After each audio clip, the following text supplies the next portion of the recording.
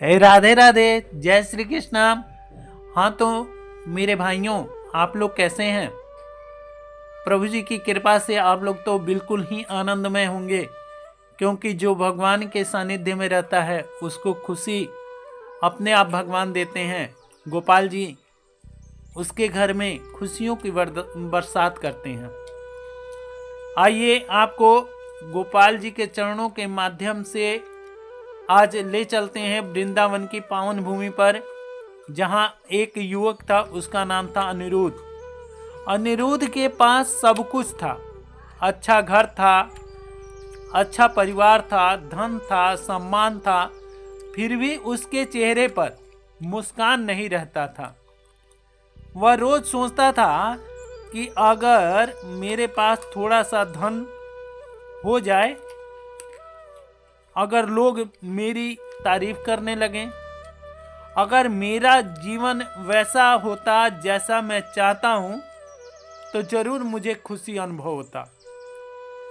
इसी बेचैनी से वह नित्य भगवान की पूजा अर्चना में जरूर लगा रहता, पर उसका मन पूजा में नहीं लगता था, दुनियादारी में लगा रहता था। वह रोज इसी बात को लेकर परेशान रहता था। और एक दिन वह पहुंच गया अपने श्याम जी के पास। मंदिर में जाकर भगवान जी के चरणों में, बांके बिहारी जी के चरणों में बैठ गया और उनसे अपना सब हाल बेचैनी सुनाने लगा। और वह मूर्ति के सामने बैठकर आंसू बहाने लगा। उसने कहा कि प्रभु, सब कुछ पाकर भी मन खाली क्यों है? खुशी आखिर क्यों नहीं मिल रही है? उसी क्षण एक ऐसा वहां चमत्कार हुआ कि मुरली का मधुर स्वर हल्का हल्का उसे सुनाई देने लगा। मंदिर में, वातावरण में, उसे सब जगह उस मुरली का आवाज बजने लगा। और देखते देखते वहां भगवान श्री कृष्ण स्वयं प्रकट हो गए। बांके बिहारी जी के उस मूर्ति से भगवान स्वयं निकल कर आए और बोले कि वत्स अनिरुद्ध, तू खुशी की खोज क्यों कर रहा है? तू खुशी खोज रहा है, पर क्या तूने कभी यह सोचा है कि खुशी है क्या? अनिरुद्ध बेचारा चुपचाप हाथ जोड़कर खड़ा हो गया। भगवान श्री कृष्ण बोलते जा रहे थे और वह सुनते जा रहा था। भगवान श्री कृष्ण बोले कि चल, आज मैं तुझे खुशी का रहस्य दिखाता हूं, जिसके चलते तू परेशान है और तेरा मन भी मुझ में नहीं लग रहा है। चल, इसी चीज को मैं तुम्हें आज स्वयं सामने दिखाऊंगा कि खुशी है क्या। वह भगवान श्री कृष्ण लेकर अनिरुद्ध को एक किसान के घर पहुंचे। किसान के घर पहुंचे और वहां क्या देखता है अनिरुद्ध कि उस किसान का फटा कपड़ा है, साधारण सा चेहरा है, और वह भोजन जो लिया हुआ है वो भी रूखा सूखा है, पर उसमें एक अलग किस्म की चमक है उसके चेहरे पर। और वह हाथ जोड़कर भगवान को, जो भी उसने आगे भोजन रखा है, जो रूखा सूखा रोटी है और एक प्याज का टुकड़ा है, एक अचार है, बस इतना ही उसका भोजन है। और उसी में वह अपने आप को बहुत खुशी अनुभव कर रहा है। उसका चेहरा जगमगा रहा है खुशी के मारे।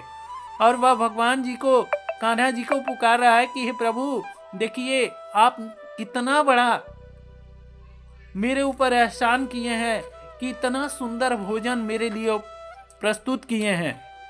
अनिरुद्ध सोचने लगा कि इस भोजन को यह कह रहा है कि कितना सुंदर है, और वह आंख में आंसू लेकर सोच रहा था कि प्रभु जी का वह कितना बड़ा भक्त है। और वह किसान कहता है कि हे प्रभु, देखिए जो आपने दिया है, मैं उसी में आपको भी याद कर रहा हूँ। आप आइए और मेरे साथ बैठकर भोजन कीजिए। जब आप मेरे को अपने हाथों से निवाला मेरे मुंह में डालते हैं, तो मुझे बहुत ही आनंद आता है प्रभु। आप आइए और पहला निवाला तो कम से कम डाल दीजिए, सब कार्य छोड़ दीजिए। मैं भी अपना सब कार्य छोड़कर आपको बुलाया हूँ, तो आपका आना फर्ज बनता है। और अनिरुद्ध क्या देखता है कि वाकई भगवान श्री कृष्ण वहीं बैठ गए और बैठकर पहला निवाला तोड़कर उस किसान के मुंह में डाल दिया। और किसान आंखों से आंसू बह रहा है और उस प्याज और रोटी से वह इतना संतोष है कि इतना प्रसन्न है कि प्रभु जी के चरणों में गिरकर दंडवत प्रणाम करके कह रहा है कि प्रभु, आपने जो मुझे खुशी दिया है, इस खुशी के आगे आप तीनों लोग 14 भुवन का राज्य मुझे दे दीजिए, पर मुझे उसमें आनंद नहीं आएगा जितना आपने पहला निवाला तोड़कर मेरे मुंह में डाल दिया। हे प्रभु, आज मेरे धन्य भाग है कि जो आप मैंने पुकारा और आप चले आए और पहला निवाला मेरे मुख में डाल दिया। अनिरुद्ध पहला समझ उसे यही आ गया कि खुशी पाने से नहीं, स्वीकार करने से। जो प्रभु ने दिया है उसे वह स्वीकार कर ले तो पहला खुशी तो उसी में अनुभव होता है।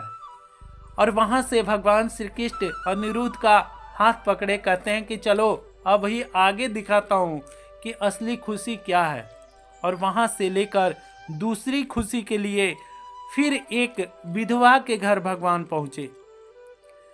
उसके पास बस एक जली हुई रोटी थी, फिर भी वह भगवान श्री कृष्ण से प्रेम से उनके विग्रह के आगे, उनके मूर्ति के, छोटा सा मूर्ति था उसके घर के एक कोने में, और वहां फटा पुराना एक वस्त्र बिछाकर उसी पर भगवान का आसन लगाकर और पानी का एक गिलास रखकर और वही जला हुआ रोटी उनके आगे रखकर, और वह भी भगवान को देख रही थी और बुला रही थी कि हे प्रभु आइए और भरपेट भोजन कर लीजिए। जब आप भोजन कर लेंगे तब मैं भी भोजन करूंगी।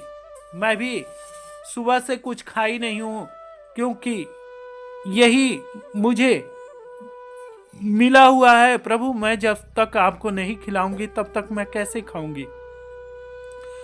और अनिरुद्ध का मन भर गया खुशी का संग्रह देखकर, उस सेवा को देखकर। भगवान का वो जो विधवा स्त्री थी,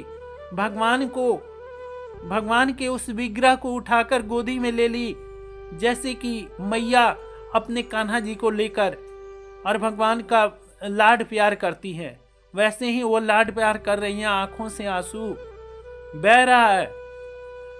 प्रभु के चरणों पर जब उसका आंसू गिरा तो भगवान श्री कृष्ण वहीं प्रकट हो गए। कहते हैं, मैया अरे भूख लगा है, पहले मुझे भोजन तो करा दो, फिर मुझे लाड प्यार कर लेना। लाड प्यार करने के लिए मैं कहीं जा थोड़ी रहा हूं, तुम्हारे ही आंचल में तो मुझे खुशी मिलता है। पहले मुझे वो रोटी खिला दो जिस रोटी के लिए मैं यहाँ आया हूँ।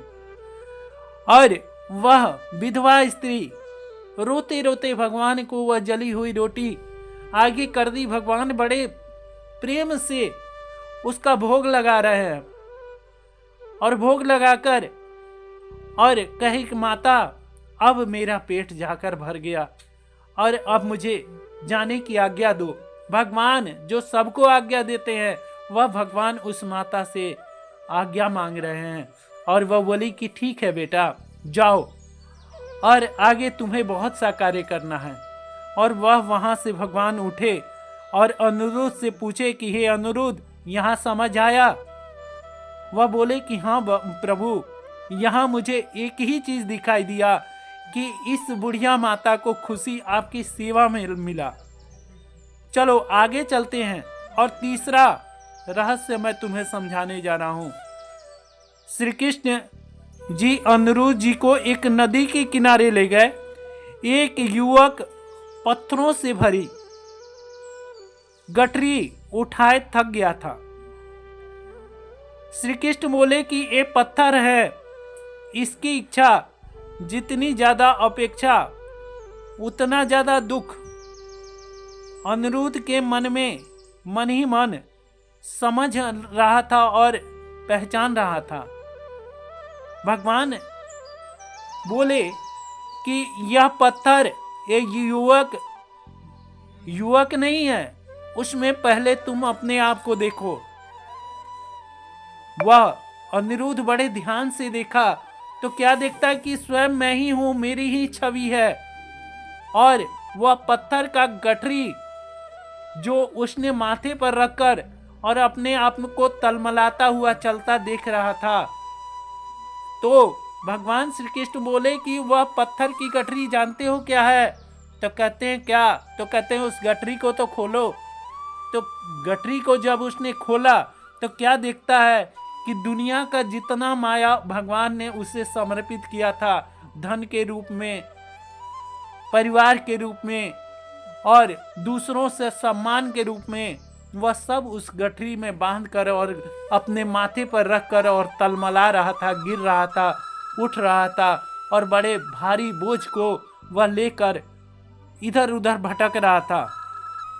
कहे अनिरुद्ध देखो वह तुम्हारी छवि है और जो तुम गठरी लेकर चल रहे हो उसमें तुम्हें खुशी कभी भी नहीं मिलेगा, और जब भी खुशी मिलेगा तो तुम्हें ईश्वर पर भरोसा रखने में मिलेगा। मुझ पर जब भरोसा कर लोगे तो वत्स तुम्हें खुशी उसी दिन से महसूस होने लगेगा। खुशी का रहस्य तुम जान जाओगे। वत्स खुशी बाहर नहीं है, ना वस्तु में है, ना लोगों की प्रशंसा में है। खुशी वहां है जहां संतोष है, सेवा है और मुझ पर भरोसा है। यह कहते हुए भगवान श्री कृष्ण अनिरुद्ध के सामने कहते हैं कि पुत्र, जब तुम इस बात को जान जाओगे तुम्हें खुशी दूसरे दिन तुम्हारी चौखट पर बैठकर तुम्हारा इंतजार करेगी।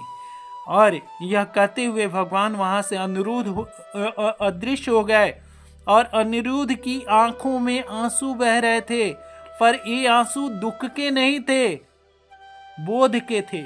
जो उसे बोध हो गया था कि मैं वाकई ये जो गठरी बांधे घूम रहा था कि कोई मुझे सम्मान दे, कोई परिवार का सदस्य मुझे खुशी दे, और यह माया जो मैं इतने दिनों से इकट्ठा किया हूँ, हो सकता है कि यह माया ही मुझे खुशी दे। परंतु अब मैं समझ गया कि असली खुशी संतोष में है, सेवा में है और स्वयं भगवान श्री कृष्ण में है। जो भगवान श्री कृष्ण की सेवा करता है उसे इस चीजों से कोई लेना देना नहीं, और जो भी खुशी चाहता है वह अनिरुद्ध की भांति ही उसी चीज का संगठन करे, उसी चीज का खोज करे जिसमें उसे खुशी का अनुभव हो। जय श्री कृष्णा। राधे राधे।